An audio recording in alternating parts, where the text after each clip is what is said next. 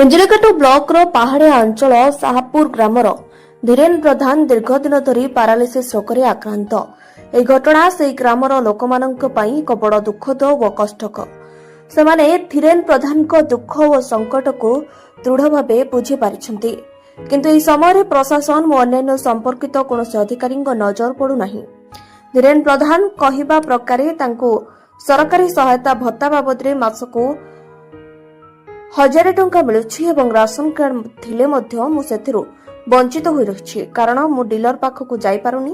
କିନ୍ତୁ ଆମ ଗ୍ରାମର ଡିଲର ମୋର ଅବସ୍ଥା ମୁଁ ଜାଣି ମଧ୍ୟ ମୋ ପାଖରେ ପହଞ୍ଚି ମୋତେ ଦେଉନାହାନ୍ତି। ମୋତେ କହୁଛନ୍ତି ତୁମେ ଆସ, ଫିଙ୍ଗର ପ୍ରିଣ୍ଟ ଦେଲେ ତୁମ ନେବ। ଟୋପାଏ ବର୍ଷା ହେଲେ ତାଙ୍କ ଘରେ ଆଣ୍ଠୁଏ ପାଣି ଜମିବା ସହ ଜନ୍ତୁଜନ୍ତାର ଭୟ ମଧ୍ୟ ରହୁଛି। ଗ୍ରାମର ଲୋକମାନେ ଆଶା କରୁଛନ୍ତି ଯେ ପ୍ରଶାସନ ଏହି ମାମଲାକୁ ଗୁରୁତ୍ୱର ସହ ନେଇ ଧୀରେନ ପ୍ରଧାନଙ୍କ ପାଇଁ ସହାୟତା ଓ ଚିକିତ୍ସା ବ୍ୟବସ୍ଥା କରିବା ସହ ତାଙ୍କୁ ଆବାସ ଯୋଜନାରେ ସାମିଲ କରନ୍ତୁ।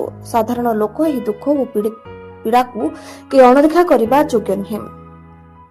ଆମ ସମସ୍ତଙ୍କର ଦାୟିତ୍ୱ ହେଉଛି ଏହିପରି ଘଟଣାର ପ୍ରତି ସମ୍ବେଦନଶୀଳ ହେବା ଏବଂ ଜିଲ୍ଲା ଓ ବ୍ଲକ ପ୍ରଶାସନ ଏହି ଅଞ୍ଚଳର ଲୋକମାନଙ୍କ ସେବାରେ ଆଗ୍ରହୀ ହେବେ ଏବଂ ସମସ୍ୟାର ସମାଧାନ ପ୍ରଶାସନ ପକ୍ଷରୁ ଦୃଷ୍ଟି ଆକର୍ଷଣ କରିବା ପାଇଁ ଗ୍ରାମବାସୀ କହିଛନ୍ତି।